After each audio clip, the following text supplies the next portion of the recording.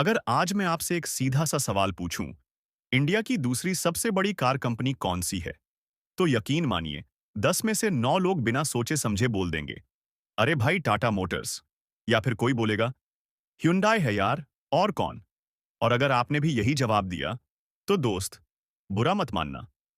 लेकिन आपको भी मैं यही कहूंगा, आप अभी भी 2024 की सोच में अटके हुए हैं, क्योंकि 2025 ने इंडियन ऑटोमोबाइल इंडस्ट्री का पूरा खेल ही उलट-पुलट कर दिया है।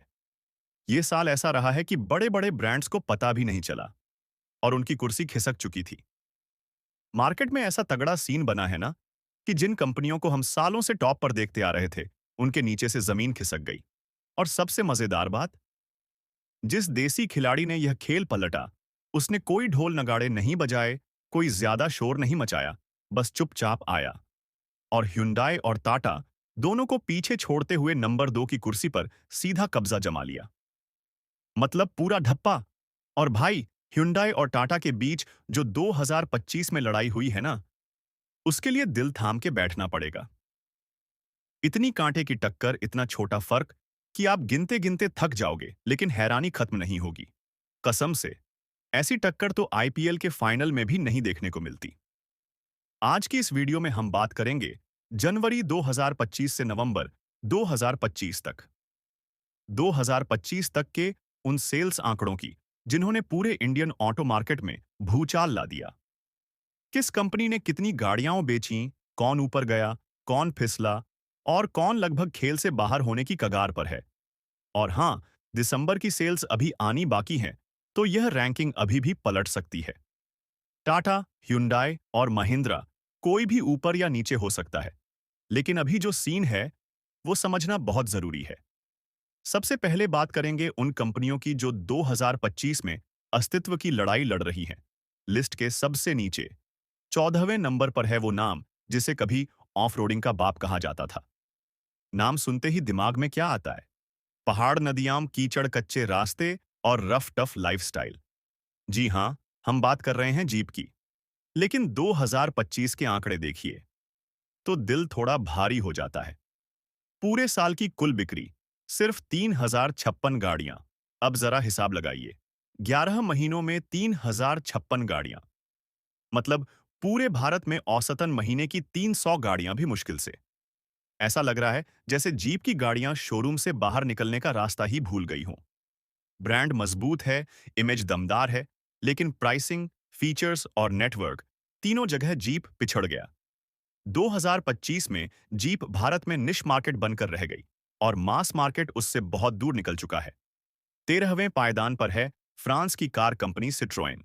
कुल बिक्री 6,708 यूनिट। जब सिट्रोएन इंडिया आया था तो उन्होंने बड़े प्यार से कहा था, हम कंफर्ट बेचेंगे, हम राइड क्वालिटी बेचेंगे, हम सस्पेंशन बेचेंगे। और सच कहें तो कार में वो चीजें थीं भी, लेकिन उन्होंने एक बहुत बड़ी गलती कर दी। उन्होंने भारतीय ग्राहक को हल्के में ले लिया।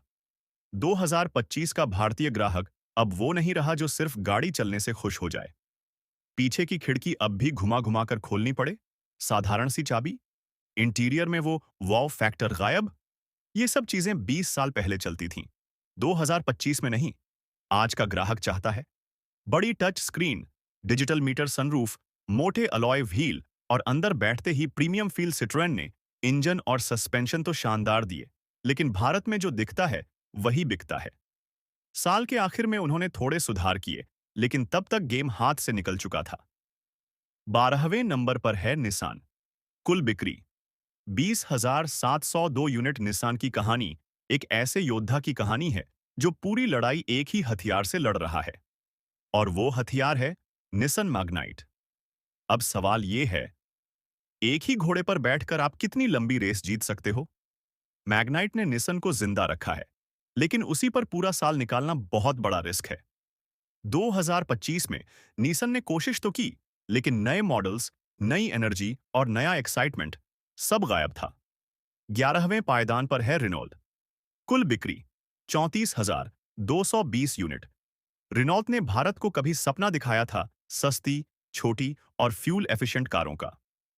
क्विड ट्राइबर, इन गाड़ियों ने एक समय पर अच्छा काम किया, लेकिन 2025 तक मार्केट पूरी तरह बदल चुका है। अब पब्लिक सिर्फ सस्ती नहीं, दमदार कार चाहती है।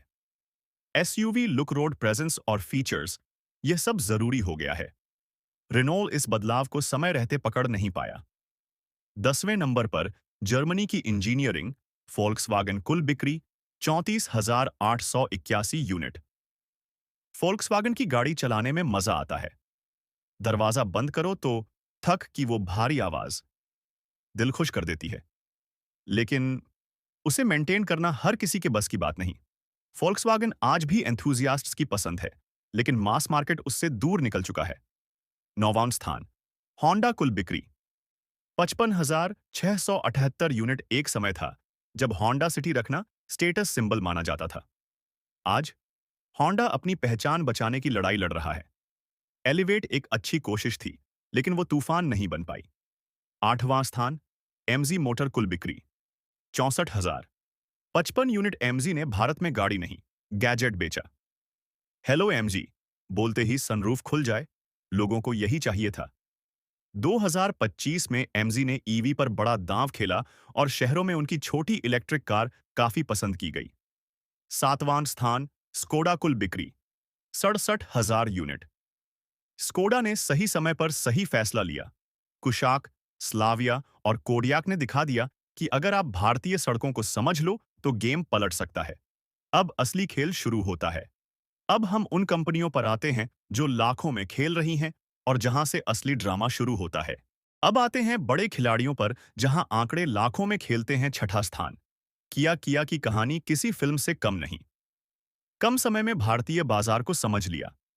डिजाइन ऐसा कि आधी डील तो वहीं हो जाए। 2025 में थोड़ी रफ्तार कम हुई, लेकिन ब्रांड अभी भी मजबूत है। 5वां स्थान, टोयोटा, कुल बिक्री 3,17,423 यूनिट। टोयोटा का मतलब एक बार खरीदो, सालों भूल जाओ। हाइब्रिड टेक्नोलॉजी पर लगाया गया दांव 2025 में पूरी तरह सफल रहा। इनोवा और फॉर्च्यूनर तो अपनी ही लीग में खेलती है। अब शुरू होता है असली युद्ध। चौथा स्थान, टाटा मोटर्स, कुल बिक्री 5,28,726 यूनिट। जी हां, टाटा चौथे नंबर पर। मजबूत गाड़ियां, सेफ्टी का भरोसा। लेकिन 2025 में दो बड़ी मार पड़ी। एक, ईवी की रफ्तार थोड़ी धीमी हुई। दो, पेट्रोल इंजन और सर्विस अनुभव पर सवाल उठे। दूसरा स्थान, हुंडई, कुल बिक्री 5,29,462 यूनिट। टाटा से सिर्फ 736 गाड़ियों का फर्क। hyundai ने समय पर रणनीति बदली। 6 एयरबैग, नया क्रेटा और शानदार इंजन गियरबॉक्स, यही जीत का मंत्र बना। दूसरा स्थान, महिंद्रा, कुल बिक्री 5,74,657 यूनिट। महिंद्रा ने सीधा 45,000 गाड़ियों से hyundai को पीछे छोड़ा। सबसे बड़ा मास्टर स्ट्रोक, वेटिंग पीरियड खत्म करना। स्कॉर्पियो, XUV 700, थार रॉक्स और 3XO ने बाजार में आग लगा दी। महिंद्रा ने साबित कर दिया, अगर गाड़ी में दम हो तो ग्राहक बस चाबी मांगता है। पहला स्थान, मारुति सुजुकी, कुल बिक्री 16,27,869 यूनिट। मारुति मतलब Maruti. SUV, CNG, service, mileage, हर मोर्चे पर जीत। आज भी भारत का आम आदमी पहली कार खरीदते वक्त सबसे पहले मारुति ही सोचता है। आखिर में सीख क्या मिलती है? महिंद्रा ने दिखा दिया, ताकत पर फोकस करो, कमजोरी खत्म करो। टाटा और हुंडई ने सिखाया, एक छोटी चूक आपको नीचे गिरा सकती है। और बाकी कंपनियों के लिए अब या तो बेस्ट बनो या फिर घर जाओ। अगर आपको ऐसे ही डीप एनालिसिस पसंद आते हैं तो अभी सब्सक्राइब कीजिए और अगला वीडियो मिस मत कीजिए। जय हिंद।